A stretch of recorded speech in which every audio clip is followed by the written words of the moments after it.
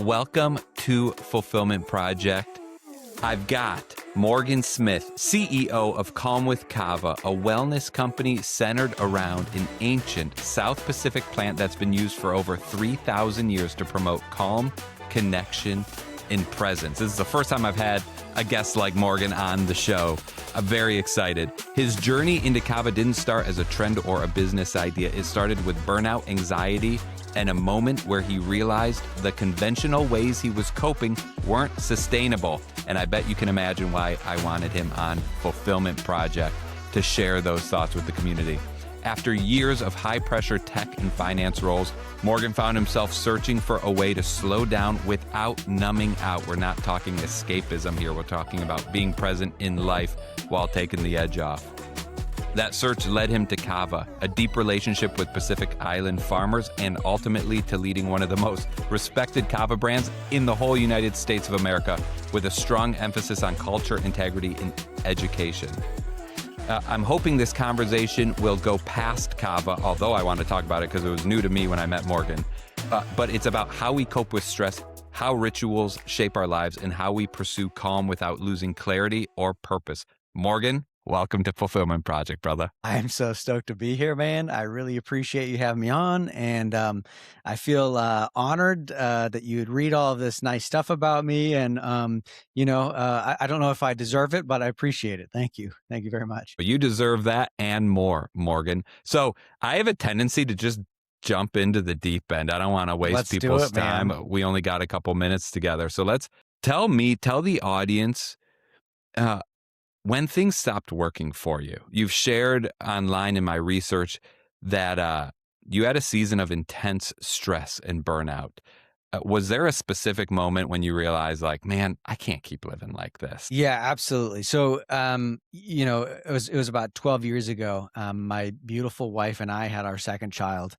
I was working 80-hour weeks in the technology sector, and there was just a lot going on. And, as a young father, with so many things to balance, you've got all sorts of things that can kind of come at you. And you want to be a good husband. You want to be a good father. You want to live a respectful life. And you have all these pressures that are put on you. And, I was young, right? And I needed some help. And so I went to my doctor and I asked for some help. And my doctor prescribed me a Klonopin, which is a benzodiazepine, and she also prescribed me a Lexapro. And Lexapro is an SSRI, and that would take a couple weeks to kick in. And when she said that it's going to take a couple weeks for it to kick in, so in the meantime, you can take a Klonopin if you ever feel some sort of panic setting in. And so a couple days later, lo and behold, I'm at my office. I pop a Klonopin, and never had one before. I don't remember what I did the rest of the day. I was driving coworkers to lunch. I was making decisions I should not have made. And it was one of those things where when I came to a couple hours later, I thought, what in the world was that? And how in the world can I never do that again? Because that was Get really out of scary. here. You legit blacked out on this stuff? I was gone, dude. I was gone.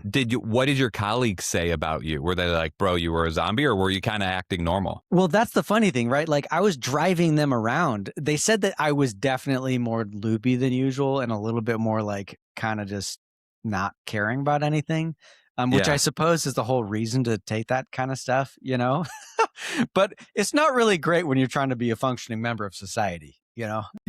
Well, and I'm just thinking, how many people go to the doctor with that same exact symptom, and 99% of people aren't going to do what you did, which is find an alternative. They're just going to be medicated for the next year, 5 years, 10 years, rest of their lives. And that's it. So okay, keep going with the story. I don't want to interrupt. Yeah. And before I kind of like continue, right? Like, my wife is a nurse and my brother is a surgeon. Like, I believe in Western medicine. I'm not some like crazy hippie dude that's just trying to like, say that, we shouldn't take pills or whatever. I think that people should listen to their doctors. But I just think that in my certain, circumstance, it did not work, right? It was just not something that was going to jive with my lifestyle. So I needed to find an alternative. And I looked through all sorts of different things. I looked to CBD and Kana and kratom and and ashwagandha and L-theanine and mucuna purins. And I legitimately probably 10, 15 different things I tried just to really see like what actually is helpful for, managing stress and what is not. And, I feel like some people, if you look at the studies, right, of all these different things out there, most of them are not going to be psychoactive. So you're not actually going to be able to feel something like intensely, right? And you're also hoping that they are going to end up working. Something like an ashwagandha, it's an Ayurvedic herb from India that's been used for thousands of years, and it has a really good track record. That's called an adaptogen. It takes a couple of weeks to kick in. And most people, when they take something like that, they don't know if it is actually working. And so I felt the same kind of thing. I wanted immediate feedback because I'm an American and that's what I want. And Kava was the one thing that gave me immediate feedback and I felt like could actually help me for, the couple of minutes the couple of months that I needed help for, right? Before I kind of figured things out. My brother-in-law had great success with ashwagandha. And so I tried it because like everyone else, there's peaks and valleys of life. And when I was in a high intensity moment, I thought, I just want to bring the intensity down. And like when you're mixing music, you want to compress it all together. And I had a good experience initially, but then I had a lot going on. I was in the airport and I took some ashwagandha. And it had the opposite effect. It made everything so much more heightened for me. And that was the last time I took it. I thought, I don't want to toss a dart if I'm taking something that's supposed to bring me down and it actually amped me up somehow. And it just made me realize each body's a little different and each body can respond to something a little differently. So it's not one size fits all ever, So Never.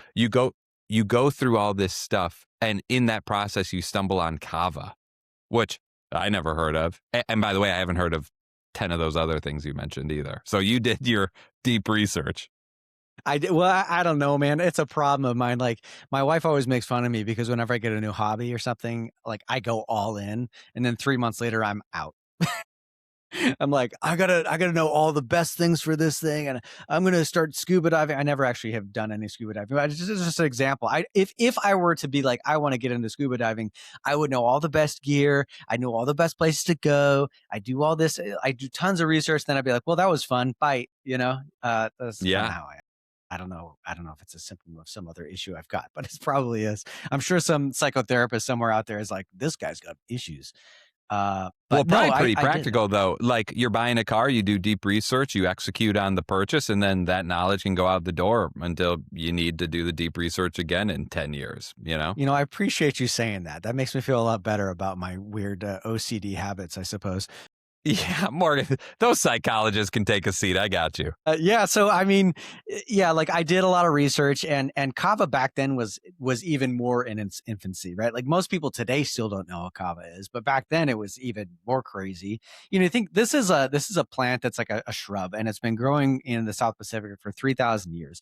And so if you're a Tongan or a Samoan, Hawaiian, Fijian, like you've heard of this, you grew up with this stuff, but everyone in the Western world, we don't know anything about this. And so back then there was a blog on the internet talking about it. And that's how I really learned about it, was a blog, which, who even reads blogs anymore? So, it's a little, it was a time. There was a time for blogs, and that was the time. And back then there was legitimately maybe 4 or 5 Kava importers in the US that you could buy Kava from. And it was not very good.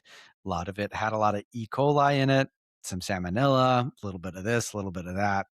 People just didn't know how to really process it or import it or clean it if it was kind of nasty. And so when I got into Kava, I found that there was a dearth, and I started my own kind of thing and started looking into it, really, really doing a deep dive. So that's really the short story. So is that Kava behind you for people watching the premium video content? Is that Kava behind you, that beautiful drawing, painting?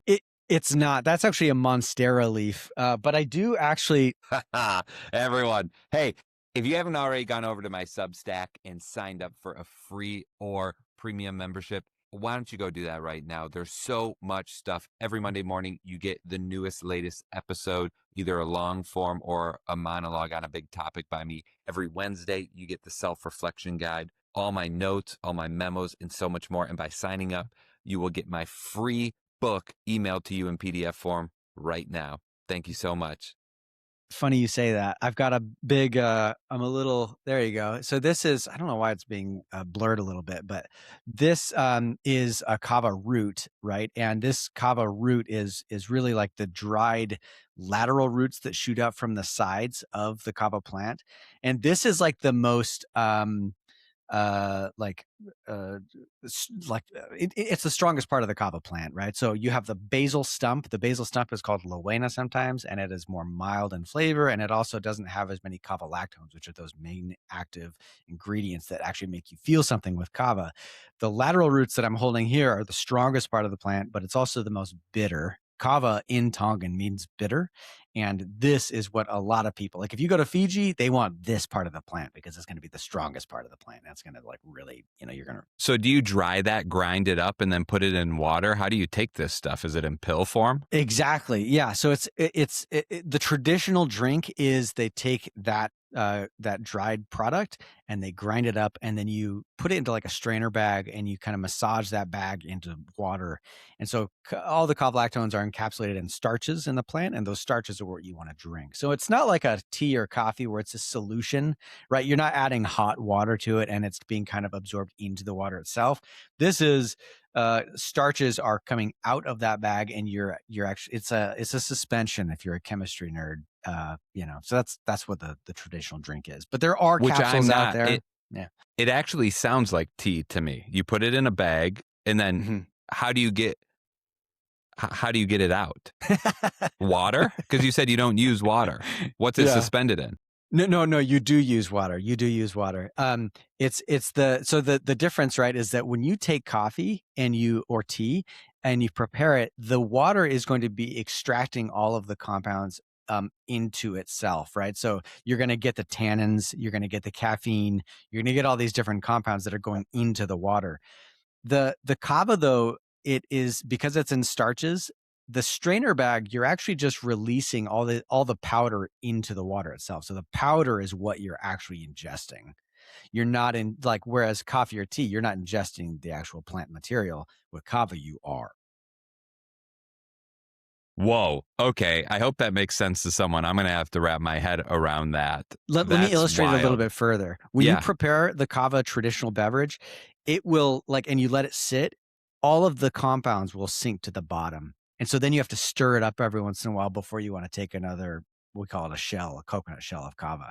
Because like with coffee or tea, if you let it sit around, there's not a whole lot to settle. Sometimes there is a little bit at the bottom. Yeah, it's just cold coffee or tea. But with kava, it's actually, I see. So it doesn't become a solution. It doesn't mix in with the water. Exactly. Interesting. You use the water to prepare it. Chunky? But it's not a solution. Does it get in your teeth? No, it's not chunky. No. I'm thinking of when I was in Morocco, we had some Moroccan coffee, and that is just like coffee at the bottom of a cup with water in it, like a French press without the press. And it gets there's a way to drink it that I was not aware of at the time. And I just took a drink of coffee grounds. Okay. It's like cowboy coffee, right? The same kind of a concept? Precisely. Yep. Okay. Got it. Yeah. So, but this is different where you're taking, that's so fascinating. Okay. I can visualize it now. So let's quickly jump. Calming versus numbing. So you often draw a line in your articles and your interviews between calming the nervous system and numbing ourselves. How can you personally tell the difference? What's it feel like? And where do you see people getting that wrong in modern wellness culture? Oh, man. Okay. So let's take the usual substances that people use every day, right? Yeah. These days, it's a lot of alcohol, right? It's declining, right? Because, people in our generation are deciding that alcohol sucks. So not drinking as much alcohol, but it's still the most prevalent drug or substance used today. Marijuana is now becoming giant, right? In fact, I just saw an article the other day that more people are consuming marijuana daily than alcohol today, which is fascinating and crazy. And so those are the two kind of main big ones, right? Well, what do? Right? They take you out of your mind, right? They make you make decisions that you would not otherwise make. Marijuana is going to put you in another dimension, and alcohol is going to, turn you into a frat boy for a little bit, right? So you have these substances that will kind of take over your thinking in a lot of ways. And I know personally, I'm a family man. We talked about this before. I don't want that. I just want something Yeah. that's going to help relax me and something that I can still continue to think clearly, and also something that's not going to screw up tomorrow. uh I don't want that. I want to be able to be productive. I want to be able to work out every once in a while. And so that's what I'm mainly talking about is, well, is the current system we have of going to these traditional substances working for us? Are they taking more away from your life, or are they actually providing positive things? And in some cases, right, I'm sure, a lot of people have some wine with their dinner, and, I'm sure that that's fine. But there's a lot of people who can't handle that for whatever reason, or they just don't want to, right? Because it gives them too many negative things, especially as you get older and your body can't metabolize the alcohol as easily.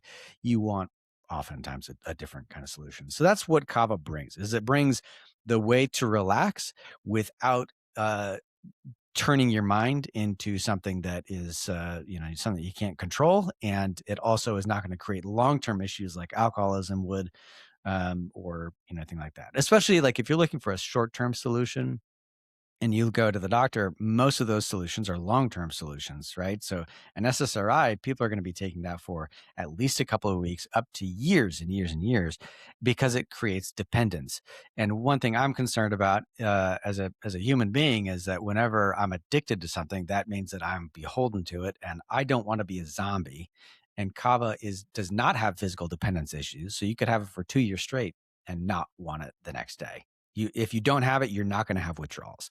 You cannot say the same thing about basically any other substance. Okay, so let's just dive into the deep end here, Morgan. Why don't you want to be addicted to something? Well, I mean, my family has a history of dependence issues. My grandfather was an alcoholic. My father was raised by a single mother who had he had a very difficult childhood. I'm grateful knowing that, I've kind of escaped all of those sort of pitfalls, but we see it from an entire sort of macro perspective. You look at our society and how much money we're spending on this stuff, not just on it, right? Think of a Friday night out at the club, but then think about like all of the economic ramifications from a macro scale, right? How many billions of dollars are lost because people are having a hangover the next day after New Year's Eve or whatever it is? And of course, all the hospital bills that are associated with it, the cirrhosis that you're going to get when you're 60 years old in the hospital. It's just not a good. It's bad. It's bad to be addicted to things in general. And so I think that obviously humans, we want a way to escape. We want a way to like kind of relax and unwind.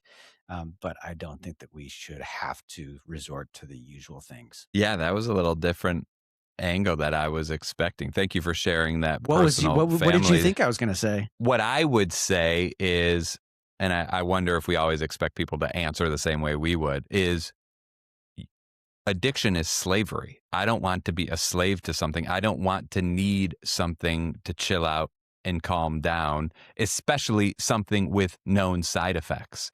So like something I'm actually in the middle of right now is nicotine pouches have been super popular.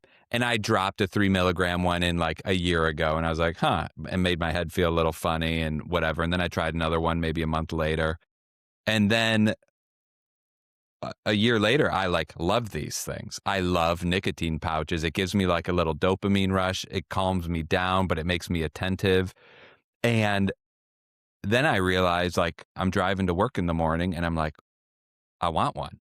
And then I'm like, after lunch, I'm like, ooh, I want a little afternoon bump. And then I'm driving home and I'm like, hold it. I just became aware of my slavery to these things. And like pleasure might not be bad in certain instances, so long as it's moral and ethical. But like, I don't want to be a slave to anything.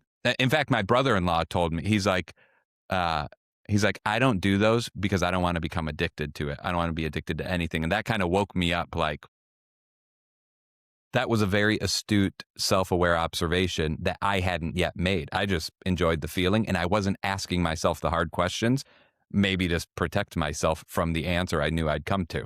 So this may be a common thing that people do that I'm doing is I'm like, okay, when this Velo is my brand, I'm like, when this Velo thing is gone, I'm not buying it anymore. And in fact, I'm never going to buy nicotine ever again. And I love to smoke. I'm open to nicotine. I like smoking, the communal. I want to ask you a question about rituals. Like I love the ritual aspect of being with someone smoking, blah, blah, blah. But I'm never going to buy it again is my rule. I realized for me personally, and maybe people generally, you need rules in life. When I go to fast food, what is on the table and what's off the table? Because every now and again, at least the way I travel in my lifestyle, you got to hit fast food every now and again. What are the rules? And if I don't have rules, I'm going to go off the deep end. And I'm going to end up at Arby's last week, no rules, a pound of roast beef, a side of fries, a Diet Coke, and, Morgan, mozzarella sticks. Because no one else has mozzarella sticks. So heck yeah, baby. And it's like, that's when the rules-based thing crystallized for me. Is like, we need rules for this stuff. So I mentioned a whole bunch of stuff. Any reactions to that before I get to rituals versus... I love that you have rules because I've felt the same way. And I feel like when you don't have rules or when you don't set up guidelines for your life, you end up getting into situations that you did not intend. I think a lot, I was raised in a very religious household, and it taught me a lot of things about, kind of life in general and how I should live my life. And one of the main takeaways that I took from it was that I don't want to be addicted to things because it turns me into a slave, like you just mentioned. And so from a very early age, I knew I was going to be at parties. I knew that people were going to be offering me stuff. And I just said, I'm not going to do that. And I'm really grateful for my 14-year-old self coming to that conclusion, because those rules set me up for a lot of success later on. And so I think that that's something people don't talk about a lot is rules. We're adults. We can do whatever we want. Bullcrap, dude. That's just going to ruin your life if you don't think about it a little bit. Well, and as I've grown into maturity and gotten bit in the butt so many times, is saying yes to something is saying no to something else. Saying no to something is saying yes to something else. And if I say no to the drink at night, it means I'm going to have better sleep. It means I'm going to wake up with a better pep in my step. My morning's going to be better. And the morning is the one chunk with kids and a life and family and everything. The morning is the only time I get. So if I choose to drink at night, I'm saying no to a good morning for myself, which throws off the whole rest. So it's like every no is a yes, every yes is a no. And your 14-year-old self is a lot wiser than my 30-year-old self. But I'm coming to that conclusion over time of, and people might say, oh, it's harmless. It's not slavery. Don't make that comparison. Well, if you need it to achieve something, then you are a slave to it. It limits you. I talk a lot on this show about agency, having agency to live your life the way you want. And if there are things holding you back from freedom, then you are a slave to those things, and you need to take a good hard look at them to figure out, is it worth trading my freedom for that thing? And 99.9% of the time, the answer is no. And I'm just a weak little bitch that doesn't want to give it up. Yeah. Well, I mean, wait, when are you going to be out of your nicotine pouches, or are you already out? I've got one left. I'm going to drop it after this episode, and then that's going to be that. I'm a Catholic, so Lent starts tomorrow. It kind of was fortuitous, and so there you go. I'm going to be following up with you in like a month. Oh, please. I almost dropped it for the episode, but I thought, you know what? I'm going to be so focused on my questions and the story arc. I don't want to waste the pouch because I'm focusing so hard on this. No, I think that is like perfectly relevant, man. And by the way, good on you for at least recognizing that issue and then just being like, I'm done. Like that's hard. That's hard. Well, and we just went through this with New Year's, and a buddy asked, what are you doing for New Year's? And I said, I appreciate that New Year's is a natural time to restart, to reflect.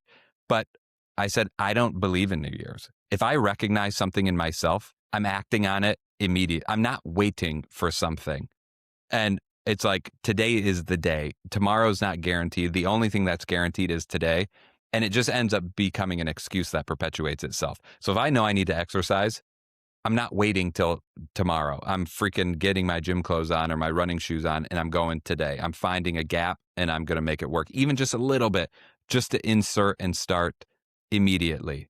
Because you can always wait that's till real change. tomorrow. Yes, Yeah, yes, that is real change. That's not like I think that you're completely correct. Like when you wait for some arbitrary date that everyone says is the date that you should do something, you don't actually believe in it. Right? That's a great point. I hadn't considered that, but I suppose if you believed in it, why would you wait? You'd want to start it immediately. Yeah. And wow, that's Morgan. Boom, baby. We're ROI making on this changes conversation. here. We are making changes, baby. So let's talk ritual over substance. You talk about preparation matters as much as consumption. Why do you think ritual itself is so powerful? And what do you think people are actually craving when they reach for a drink at the end of the day? So personally, my ritual every day, not every day, but many days, I will have some kava at night, right? And kava is a sedative. It helps you really relax. It helps kind of, your shoulders slump a little bit. You can sit in the couch and hang out a little bit and feel pretty good. And so I like to drink it at night. And so at about 10 o'clock at night, the house is quiet. The kids are asleep. My wife is doing her own thing. She's watching some, I don't know, garbage TV, some Real Housewives or something insane that I can't stand. And then I'm by myself and I have a couple of minutes. My nighttime is your morning time, it sounds like, because I am not a morning guy. So we'll trade places there. But so at 10 o'clock at night, the house is quiet and I finally have a minute to kind of decompress. And what I like to do is I like to put my kava into a strainer bag, add some water to that bowl, and just start kneading it. And I don't have the TV on. I don't have any earbuds in. I'm not talking to anyone. It's just me and the bowl and quiet. And I can think about what happened that day, what my problems are, what kind of things that I can do to help alleviate those problems, what I need to accomplish tomorrow, all of the things that man, people, they constantly will come to me and say like, hey, I don't have time to prepare this kava. I need an instant variety of kava. Well, I sell the instant kavas, but to me, when I'm preparing kava, that is so much more helpful than the kava itself because it's like a bit of a meditation time where I can really actually take some time. And if you don't have 10 minutes for yourself every day, that's going to be a problem later on. And I can just tell you that you need to make room for time for yourself. You just have to. So you were going to say something. I want to stop your thought. No, I've talked on this podcast most recently to a Catholic priest. I've talked to billionaires. I've talked to millionaires. I've talked to normal people. And what I've learned is that everyone, no matter your schedule, demands, family life, can choose to make time for yourself. It is the number one thing people say is everyone competes to be more busy than everyone else. How you doing? Oh, I'm so busy. And you just need to reject that presupposition that you need to be busy. Downtime is required in life. Being bored is a requirement because only in the silence can our brains start to reflect. I had an awesome dude, Ravi, on, and he was talking about the brain purge at the end of the day of just sitting in silence and letting your mind ruminate so that it can process through things. Like everything, you eat food, it digests. You drink kava, it digests. Your thoughts need space to digest. And if we're constantly pumping music and podcasts and TV and stimulation into our heads, there's no time to process. So I love the idea of this ritual. I was imagining myself. I actually don't know what it looks like because I think earlier you said shell. It's in a shell. You take a shell of it, but I think you just said bowl. So I was actually picturing a giant seashell and like working it around. Is that what it looks like? Is it a wooden bowl? Ceramic? What do you do with it? Well, so like I just take a big bowl. It could be anything. Traditionally in like Fiji, it's called a tanoa, or in Tonga, it's called a kumete. and or Hawaiian, it's called a kanoa, right? But it's all kind of a similar concept that where it's a wooden bowl that's larger, and so that way you can pour a couple cups of water in there and some kava, and you can kind of massage the bag inside of that bowl. But then you take shells, like coconut shell sizes of serving sizes, and drink them. So you normally will have 4 to 6 coconut shells worth of kava in like a session or so of Oh, so it's drinking. in a big bowl, and then you take the coconut shell, and that's what you're consuming it out of, swirling You it got around a it. little bit to get the molecules going. Yeah. Boom. Yeah. Boom. Well, and I think to me, it's like my morning coffee is more ritualistic than the coffee itself.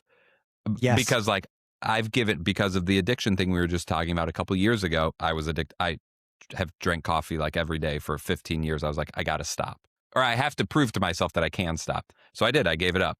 And for like 3 months, I didn't drink coffee.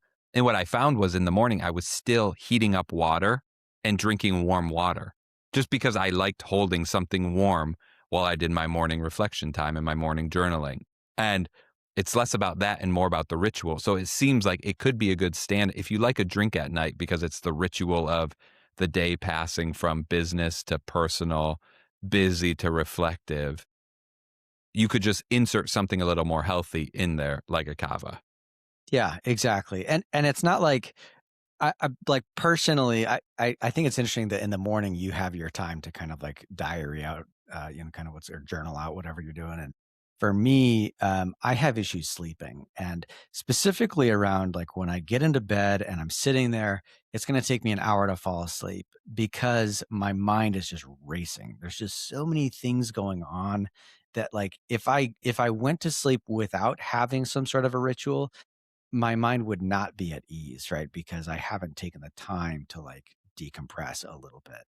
So, I think that that's just as important as the actual kava itself, right? The kava itself, when you drink it, it's going to help you relax, but it's hard to relax when you haven't, dealt with all the other things in your life, right? It's like sweeping it under the rug, right? Like you still have issues. Like let's work through those Well, first. and there are rules in life.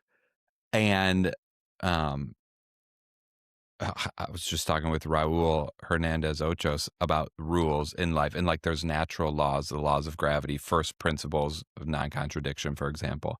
And like if you cheat the laws of nature, you're stressed out. There's a lot on your mind because there's a lot on everyone's mind. And you just take some sedative like alcohol or something else to help you fall asleep. There are natural ramifications to that because you're not dealing with the thoughts going on in your head the way nature intended it. So it is going to spill out somehow, some way. Keep coming up with funky ass shit like every single day. Anyway, Hell yeah, dude. I couldn't Yeah. miss that. So nevertheless, like there's rules in life. So I love the idea, and everyone hears all over the place. You got to go to bed at the same time every day. You got to get rid of the blue light an hour before bed. You need to calm down. And this is like, my wife and I are practicing going to bed at 10 o'clock every night, trying to get into that thing together. And I'm just thinking, when I want to go to the gym, I'm 99% more successful when I pack my bag the night before.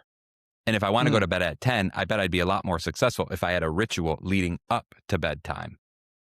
It's not Yeah, just like, probably. so that's the first time I've ever connected those two dots, is hearing you talk about your evening ritual and thinking, oh, I bet, because it's hard to go to bed at 10. It's just like we're in the middle of something and then it's like, oop, time. My iPhone says it's time to go to bed. Let's go. You know? But And you're so, not ready. You don't have like a, you haven't set yourself up for some sleep success here, right?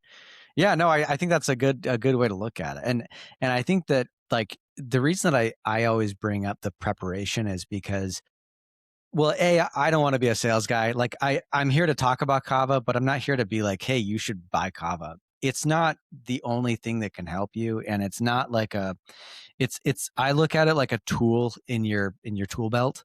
When you're stressed out and you're anxious, the first thing I do is I go for a walk and I go talk to my wife and I go hang out with my kids and I go, you know, I do things, right? And so Kava is just one part of that ecosystem of keeping things chill, right? And so I certainly don't ever want someone to feel like Kava is going to be the solution to all of their problems, because it's not, right? Your problems are based in all sorts of other things, and the Kava will help you relax, but it's not going to actually help you get through to the root of the issue. If you look at like traditional usage of Kava and a lot of like ceremonies and ritualistic usage throughout the South Pacific, there's literally thousands of subcultures that drink Kava in very different ways.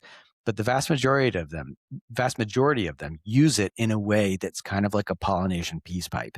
It's something where you can, if you have an issue with your neighbor, you go drink Kava with them. In a village I went to on an island called Pentecost in Vanuatu, it's like National Geographic kind of stuff that I'm talking about here. They literally have like a place in their community. It's called a nakamal, and it's like a community hall where everyone meets. And when two people have an issue, they get together, they go in that hall, they bring they call it a sacrifice, but basically it's kind of like an offering to the chief, and the chief mediates them, and they drink kava together. Kava is how they connect and how they deal with their issues.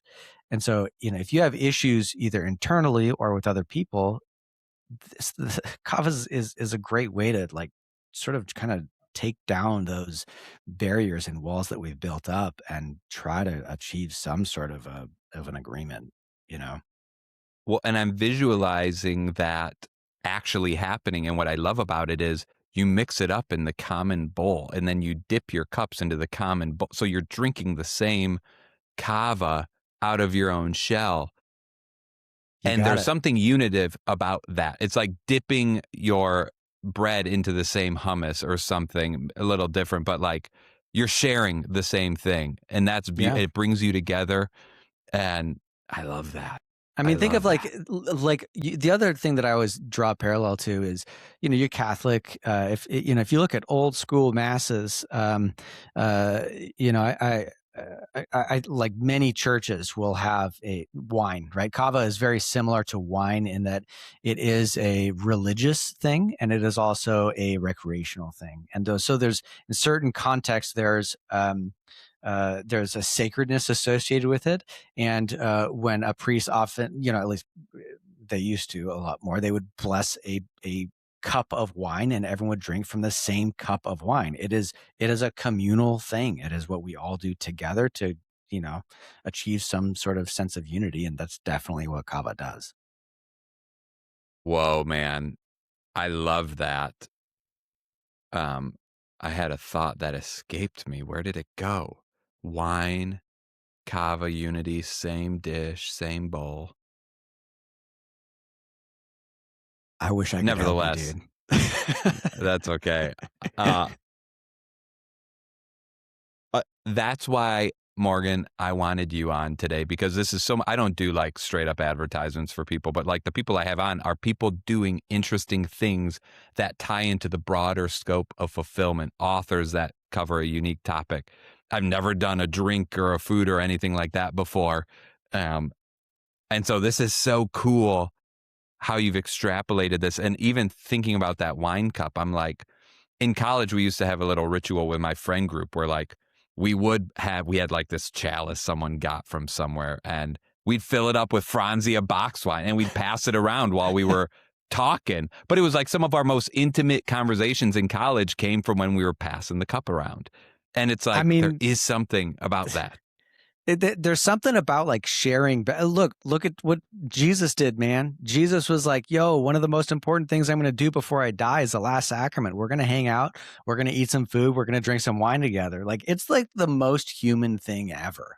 Like you got to do it. If you're not doing that, you're not a human, or at least you're not doing humanity right.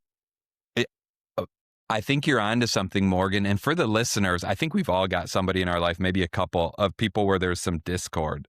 Whether it's kava or something else, maybe it's sharing a beverage. I love the smoker circle because it brings you together. A bonfire, same thing. It brings you around a central thing.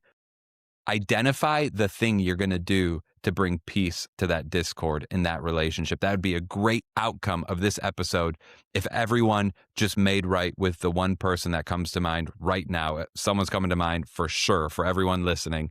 And it's like, what's it going to be? I think Morgan just gave us a bunch of good ideas on how we could do that. And peace begins with us, that we all want peace. Well, if we're not doing it, how can we expect it? So let's start be the first ripple, the first flap of the butterfly effect.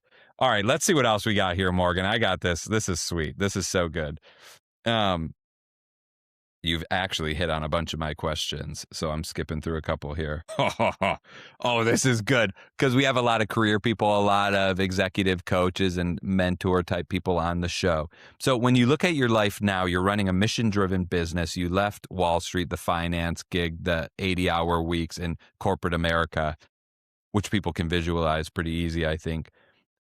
You're staying connected to farmers and culture. How has your definition of fulfillment changed from your early career years?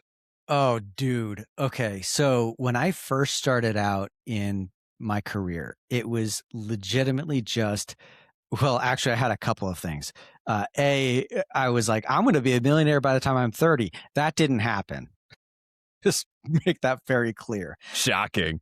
I know. Crazy. I also right? actually thought when I graduated college with a business degree that I'd be starting off at six figures and it'd be crazy. And then my first job, I made $26,000 and the world hit me so hard in the face. I saved my first pay stub in my gym. I think my first biweekly paycheck was like $460. And I saved that as a reminder of like, the world is so brutal to you. And like you have hopes and dreams and it will just crush you. It will. And you like as a young kid, you just don't understand or have any sort of concept about what you are to the rest of the world. And the reality of it is that you mean nothing. You mean nothing. And I don't mean that to sound disparaging. That sounds like very sort of nihilistic or something. I don't mean it in that way. What I mean is, okay, I'll give you an example. I went to Scotland a couple of years ago with my family, and we went to a graveyard. It's called Greyfriars Kirkyard, and it's one of the most famous graveyards in the world because it is known as being one of the most haunted places. It was right next door to an old medical hospital, and they would go, and there was grave robbers, right? That like so when you hear about people robbing graves, that's exactly what it was in the 1700s. That's what they were doing. They would have these big, giant, ornate sort of mausoleums I mean, I'm talking like 12, 15 feet tall, things with etched all sorts of things. This guy was, he was the best attorney and he was here and he did all this stuff and he has all this big family, blah, blah, blah, blah. No one knows who the hell this guy is. He means nothing to me. Apparently 300 years ago, someone thought that he was so important, or maybe he himself had it built because he thought he was that important. He's not that important. I'm not that important. You're not that important. What it is important, though, is that in our sort of micro sort of level of society, I'm important to my kids. I'm important to my wife, or at least I hope I am. And vice versa, right? And that's what's important, right? And so early on in my career, I thought, oh, I want all this money, I want all this power, blah, blah, blah. None of that matters. None of that matters. I always want to, then it kind of changed. And I thought, okay, well, I just need to make sure that I prepare and help my family. And that's all that it was can I keep a roof over my head and can I keep my kids' bellies full? Can I do that? Once I got that, then all of a sudden everything started working out because I was not chasing something that was ridiculous. And ironically, I became much more successful once I stopped being so greedy. I don't know why. How do you think that is? I don't know. I think that people see right through you and no one wants to work with someone who's a douchebag. Like no one wants to go like, oh, I see that you want to pad your pockets. Let's do business together. No, what happens is you meet someone and you have a good relationship with them. And that relationship means everything. On paper, an attorney can write all sorts of fancy language or whatever. And none of that matters. Literally none of that matters. What matters is when I'm doing business with someone, they can trust me and I can trust them and we can go hang out. Like that's what actually matters in business. I didn't understand that. It's the number one thing. Two things you just said resonated with things I've been talking about, but this provides the perfect anecdote. So number one is you don't know your great-grandparents' names, and the truth is your great-grandkids won't know your names. Like we think we're so great and we're going to have this legacy, but when you actually think about it, it's not. Chances are it won't happen that way. The greatest people throughout history are forgotten. The big graveyard where you were such a great example. The person may have been great in their day and age, or they just happen to have money and pay for a big mausoleum. And so we will not be remembered. So if we won't be remembered, what is important? What is important is the only thing that we are guaranteed, which is this present moment, this day. 2 guarantees, today and death. And live, brother, live, sister, live. Okay, so that's one thought. The second thought is, so many people identify a preferred outcome, and they'll take any journey to get to the preferred outcome. And I think that's a misprioritization that you just nailed on, because the journey is 99% of life. So we need to prioritize the journey and let the outcome happen as it will. If you're seeking an outcome which is money and fame and riches, chances are the journey there is going to be miserable. If you invert it like you did, Morgan, which is such a good tangible example for people, and you follow your passion, you reject the journey to fame and riches, and you chase your passion, you focus on the journey, the irony is chances are you'll be a lot more successful than you ever could have been. And to connect that to another thought we were talking about the other day on the show, I see someone that's really successful. People see someone that's really successful, and they see, so I'm going to talk about you. For example, I see Morgan's really successful. He's got a great personality. He's really chill. It seems like he loves life. He has a cool product. Well, I want what Morgan has. And so I create a Kava company. Well, my passion isn't Kava.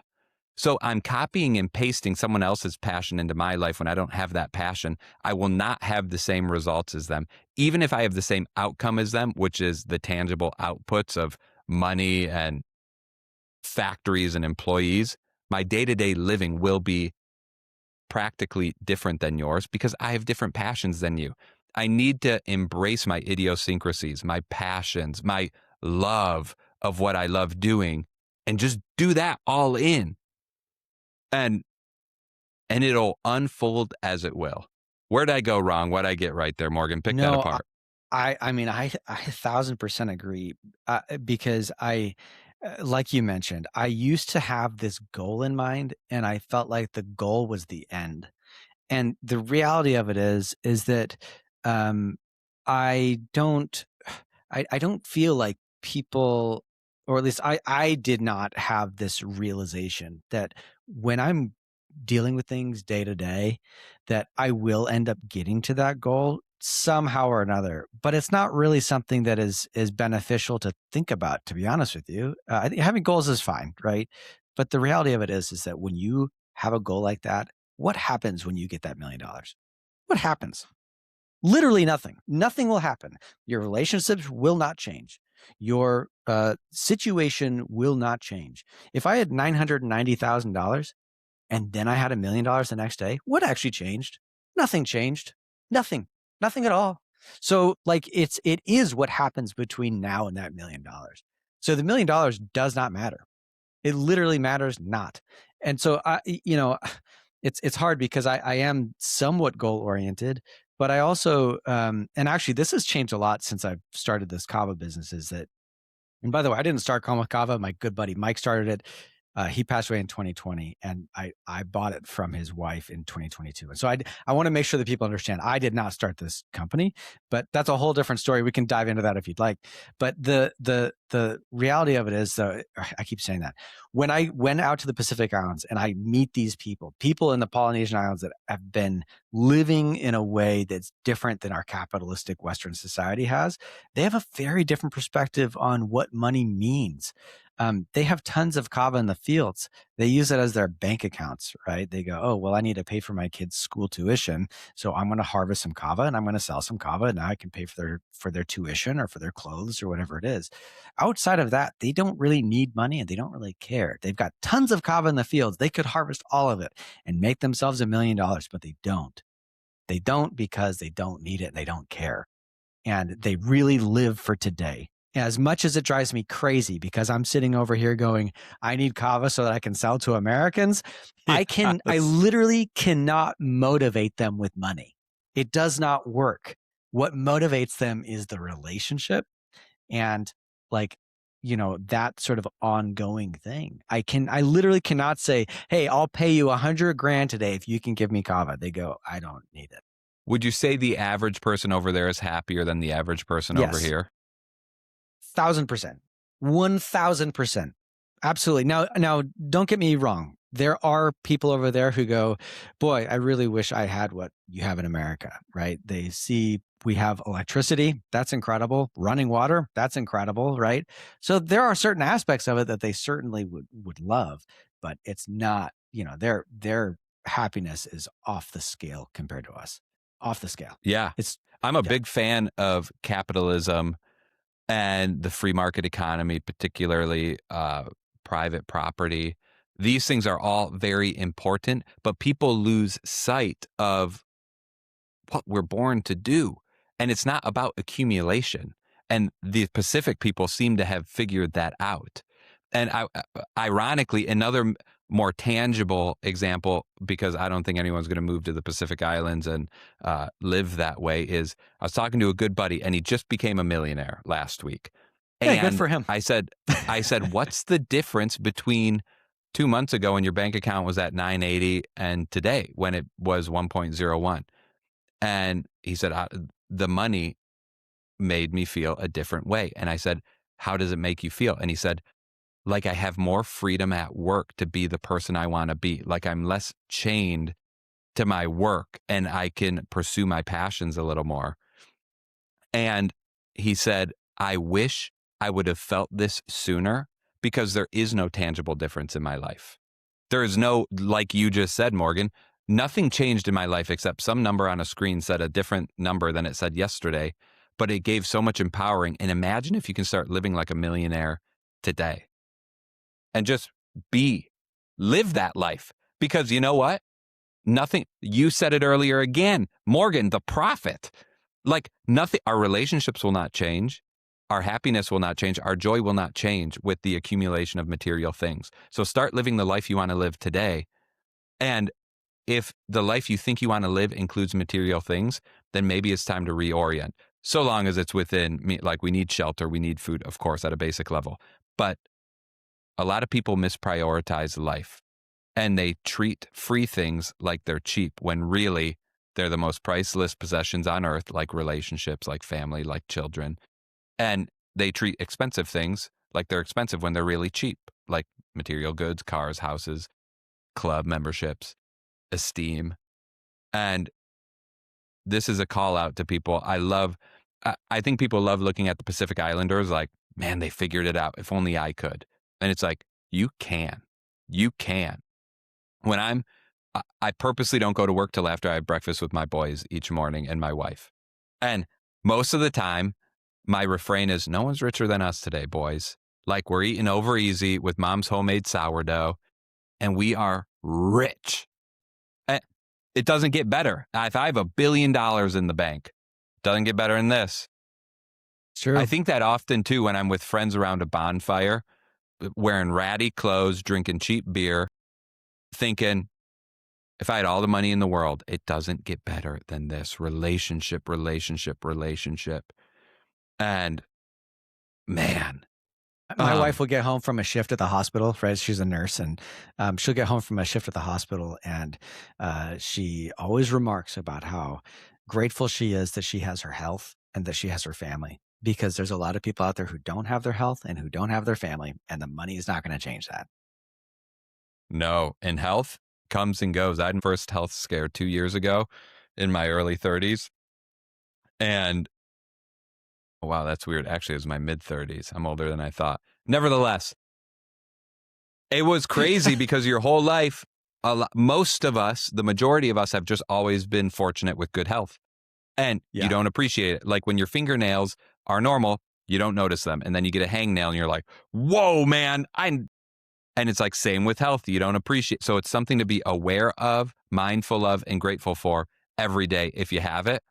And if you don't have it, I think there's still ways to find gratitude. I think I did a post the other day that it all starts with gratitude. It all ends in gratitude. If you start with that mindset, life will be good. Because even when we're in pain, even when I was in the most pain of my life for 6 months, discomfort may be a better word, well, and pain, like there's still areas of gratitude we can put our mind on instead of focusing on becoming forlorn and despairing. Despair What is the biggest curse in the world. despair? Despair is the biggest curse in the world. That is what can you expound on that a little bit? I've Yeah. never heard that. Thank you for asking. I'm unpacking this in real time because that just like flowed out of me. But I stand by it. And here's what I mean. A couple years ago, I had an anal fissure. You can Google it. It is I've a heard cut of them. in the most sensitive part of your body, the most embarrassing part of your body. And there was no relief for months and months. And also, I happened to be between doctors at the time because mine had retired. And so it took me a minute to get the referral to the butt doc to get everything taken care of. And I remember thinking, I have never been a proponent of assisted suicide, and I still am not. But after 3 months of the most pain I've ever experienced and discomfort, can't sleep, can't stay awake, can't focus, and trying everything. Like I kept preparation H in business for those months, and nothing helped. And I thought, there are people in a lot more pain than me for a lot longer than me. And I was in despair with just my couple months of pain. And I could imagine how people who had it worse than me could fall into despair. And if you don't have hope, if there's no hope for the future, it it's really hard to find gratitude. It's really hard to find joy. It's really hard to appreciate all the gifts that the world has to offer us. I believe like we can right now we can experience a foretaste of heaven, whatever that is to you. But like the eternal starts now. We can start living in the eternal now by all the good things around us, relationships, even the good material things. It's like a foretaste of what's to come, maybe just like in a little way, something that'll be magnified. And when you're in despair, you can't see those things. You're blinded by your pain. What did I get Yeah. right? What did I get wrong? You No, ever I had an think that you experience got like that everything before? correct. Yeah, yeah, absolutely. I mean, look, I've had my fair share of kind of things going on. I mentioned in the very beginning that I found Kava through a very stressful period of my life, and it was one of those things where I was so anxious about kind of what's going on. To be very super frank and transparent, open about this, I was just having an existential crisis. Yeah. um, I wasn't sure what I believed about life. I wasn't sure what I believed about God. I wasn't sure I believed about anything. And so I really was trying to figure out from the ground up what I actually believed. And it was like one of those times where now I recognize that it wasn't physical pain, but it was a mental just complete blockade that just it put me into the deepest, darkest depths I've ever been in. And I feel pretty confident that I'll never get back to that point. But it was so bad that my wife was reaching out to my family saying, "Hey, like we got to figure this out. Like he's not in a good spot." And I was definitely not in a good spot. I was like, oncoming traffic sounds pretty good to me. I was saying, oh, just take just a little, that might feel pretty good right now, right? It's just a terrible feeling, and it's not like I feel like when you're in the middle of that kind of a thing right now, obviously your experience and my experience are very different, but the parallel or the common sort of effect there was that we could not see 10 feet in front of us. It was, right now, I am in a really bad place and I don't care about anything else. So I understand what you mean by that now, and I agree. It's terrifying and not a good place to be. And I urge anyone who's ever feeling like that, by the way, please just take a couple of months. Like it, I found that every single time I felt like I'm in a bad place, that it literally just takes a couple of months to kind of reset. Today, it feels like it's never going to end, but tomorrow's a very different day. And the next day will be even different than that. And you just have to understand that today is not forever. And that's an important thing that I learned long ago. Yeah. And it can be months and months, and in some cases, years and years. Like, it's easy to talk about my situation because it's over. But those were 6 months of the darkest, maybe the darkest time of my life. And I can empathize with your situation. It sounds extreme if you've never been there, but most people have been there, man, when it's like, Yeah. there's an easy solution here. And it's easy to be clouded of all the negative domino effects that would fall because it's so hard to see outside yourself. And that's the despair piece. And I'm trying to think of a practical tip because chances are someone could be listening that is in that spot. And I think relationship is a key, sharing with somebody. And in extreme cases, like, there's a lot of really good professional resources out there, and people have been through it before. One major thing I learned no one talks about having an issue in your butt until I started talking up about it. And lo and behold, like, a lot of people have been through this before and things worse than I had. And my vulnerability sharing with others allowed them to share vulnerably with me. And there was a certain freedom in that. And it didn't make it go away, but it was a little balm. So for whatever that's worth. Yeah. No, it's nice to know that you're not the only one. Oh, big time. And you're not. And that's another thing coming of age, like out of college, we were talking about getting smashed down early on with expectations versus reality, is we think we're so unique, and really throughout the course of history, like, people have done it before. People have gone through these things, highs and lows. It's one reason I love reading books, is because there's a lot of common wisdom where I don't have to learn these lessons the hard way. People have done it already. I learned the rules, the frameworks, drop it into my life, practice it in faith, and I will achieve the outcome. And it's like hard sometimes. We're not that special, but we are special in our unique microclimate in our lives, and we matter. Like, the world needs us in our way. Morgan, let's wrap this up. Okie dokie. Let's do it. I'm just finding my good wrap up. If someone listening, well, first of all, I just want to thank you for going deep with me. I've never shared my story on the show before, and but I do share it with people, so it's not like a private thing. And thank you for sharing your story. That was a sweet moment. I'm going to cherish that vulnerability. Thank you, man. I love talking about anal fissures. Yeah, you and me. you and me. Nothing brightens me up like that. So if someone listening feels constantly wired, overstimulated, and tired, but they're afraid to slow down, what's one small ritual you'd invite them to try this week, today, right now? It's always scary. For some reason, our brains are just wired to just not want to have any quiet thoughts, right? Like, the moment you don't have some sort of podcast in your ear, like you have right now, if you're listening to this, I've always found, for some reason, that when I don't have any sort of stimulus, nothing's coming in my brain, I get very uncomfortable. The reality is, when you are uncomfortable, you're learning and you're growing. And that's the number one thing that I did not understand years ago, was that anytime I'm uncomfortable, it's actually a very good thing, right? I was a big Calvin and Hobbes fan growing up as a young guy. Oh, and me too. Calvin's dad, he's always like, oh, it builds character.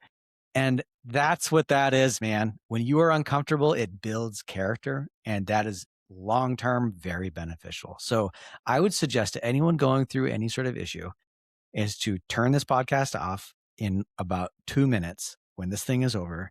And I want you to sit in silence for 10 minutes. Sit. Think about what you're going to deal with and how you're going to deal with it. That's actually one of my Lenten resolutions coming up, is 10 minutes a day. So crazy you just said that. 10 minutes a day, silence, not journaling, not reading, not anything, eyes closed. For me, Indian style, with my back against the wall, is the most comfortable posture for me. And just sit. And I've been practicing it ever since I talked to Ravi on the podcast, and it's been a game changer. And I've heard from a lot of guests that was actually, or from a lot of listeners, that was actually a game changer for them, getting them to do silence. And you affirming it means a lot, Morgan. I'm going to convert to Catholicism Lent is it's coming up, and I'm ready for it. Let's go. Let's go, baby. Let's go. Just punch my name in the referral card so I get some extra heaven credit. I will do. I'll let the Pope know. Dude, we want to buy Kava. Where do we get it? Where do we find you online? Yeah. And of course, I'll link it in the show notes. Yeah, so Kalm with Kava is my brand's name. So Kalm with a K, Kalm with Kava, and we offer all sorts of different types of Kava products. The traditional Kava products that you have to strain with a strainer. We also have things called micronized or instant Kava, where you just kind of mix it in some water and go without straining. We also have extract products, so Kava extracts that have like kind of juice concentrates, so that it's tastes better, or some gummies as well. So if you're on the plane and you need a couple of gummies to kind of relax and kind of ease some fears up 30,000 feet in the air, that works.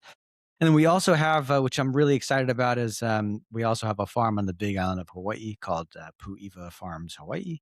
And this year we're going to be harvesting our very first Kava crops. And so if you are in the mood for something that's a little bit more of a premium product, this is fresh frozen Kava from Hawaii that is going to taste better, and the effects are going to be a little bit cleaner.